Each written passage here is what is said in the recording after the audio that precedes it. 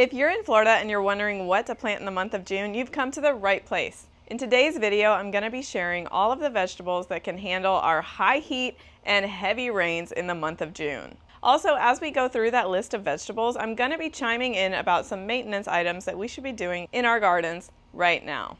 Let's get into it. Since I know a lot of people enjoy growing greens in their garden, let's start by talking about leafy greens. Right here we have a red Malabar spinach, which is growing very easily and wraps itself up all by itself around my trellis. When it comes to greens in Florida in the summertime, we kind of have to choose some tropical spinaches and unusual varieties to grow. If you were to plant a typical spinach or a typical lettuce right now, it would certainly bolt in the heat. So red Malabar spinach is a great option, or something like an Egyptian spinach. I haven't started my seeds for these yet, but I'll get them started in the next week or two. Another great green option in the summer months is Swiss chard in Florida. However, I have noticed that it doesn't always thrive in the extreme sun, so if you have a shadier spot that you could put it, it would probably do a lot better. Now, if you're like me and you still have some lettuces in the garden right now, it's a great time to pull them and get them out of there. This, for example, is some mezclin that I let go to seed to try to save the seeds, but it is all dried up now. It is time to go. Another category of crops that we as gardeners love to plant are peas and beans. Now, in the summertime, what's going to thrive here in Florida are the southern peas. So I've got a few examples here of seeds that I picked up from Jera's garden, and I'll drop the links in the comments below. This first one is a California black-eyed pea. Then we have pink-eye purple hull peas. And then we have a Thai soldier long bean. A Thai soldier long bean is going to be your green bean replacement in the summer. They're called yard long beans because they'll grow to be a couple feet long, and you can chop them up and cook them just like green beans. Now, cow peas like the black eye or the pink eye purple hull, these are ones that you can wait to harvest until they dry on the vine, and then you'll have dried beans for long-term storage. Now, you'll notice my garden is pretty empty right behind me. This is because for the last 2 weeks I've been working on collapsing my 3 raised beds down to 1 long raised bed to mimic the other side of my yard. And so I've really got a clean slate here. It's full of raised bed soil topped with compost and some crab meal for the root knot nematodes. Now, what I'm going to do here is create an A-frame trellis out of bamboo stakes and plant my beans to let them climb up that trellis. And as I mentioned earlier, I'm going to put my Swiss chard underneath that A-frame trellis. If you'd like to see how that turns out later in the summer, hit that subscribe button and follow along for more videos. Next up on our list of heat-loving crops is okra. This year I am planting this red burgundy okra from Survival Garden Seeds. I'll drop a link in the description box below so you can pick up the exact same variety and grow along with me. What I love about okra is that it's so easy to grow. It seems like it shoots up so fast, and you'll almost have a tree in your raised bed. Speaking of trees, if you've been following the channel for a little while, I'm sure you've seen my kale tree in the background right here in the raised bed. The wind blew it over. It was not supported well enough, and so I had to pull that kale out of the garden.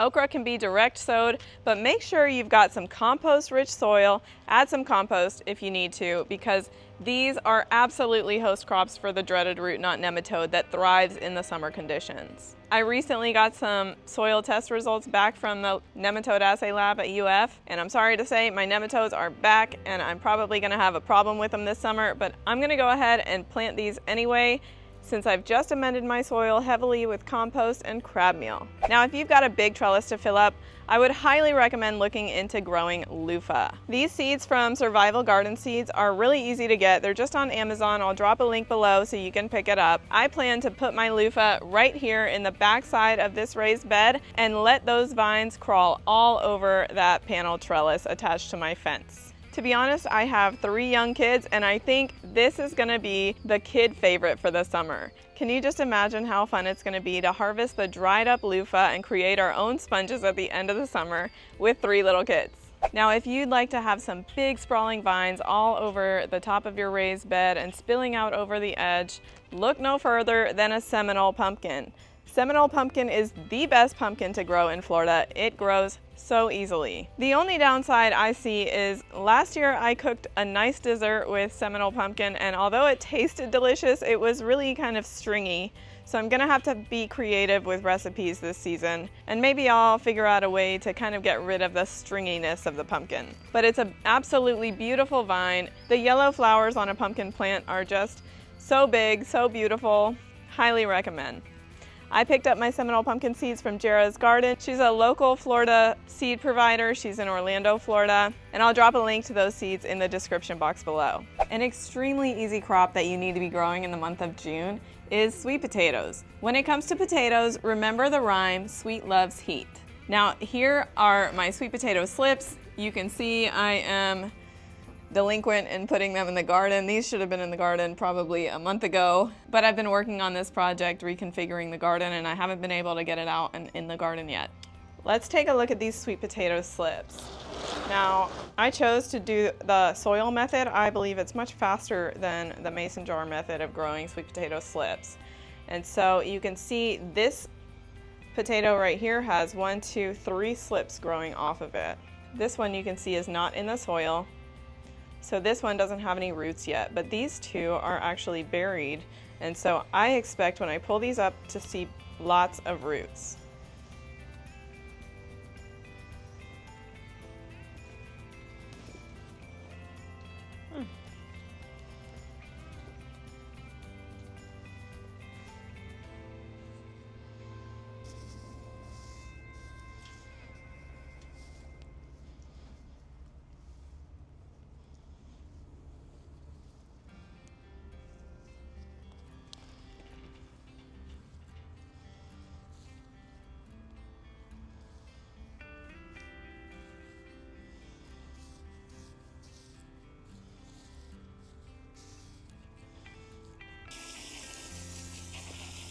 Now I'm going to use this new style of plant clip to clip my vine onto my trellis. There's 2 sizes. I'm going to link them in the description box below. So the way you use it is you put the vine in the big part, and then you clip onto the trellis on the back part. Now, sweet potatoes are a host crop for root knot nematodes, just like okra, so make sure that you're amending your soil with a lot of compost and crab meal before planting your sweet potatoes. And I believe one mistake that I've made in the past is not continuously adding crab meal, so I plan to continuously add crab meal on a monthly basis throughout the growing season for these sweet potatoes. Now, although our list of crops is pretty small for the month of June, I hope you guys continue growing throughout the summer. Some people choose to take the summer off because of the summer heat, but another approach could be just planting the really low maintenance crops like sweet potatoes and southern peas and keeping it really simple so you don't have to be in the garden every day. If you enjoyed this video, hit that like and subscribe button, and I'll see you guys next time.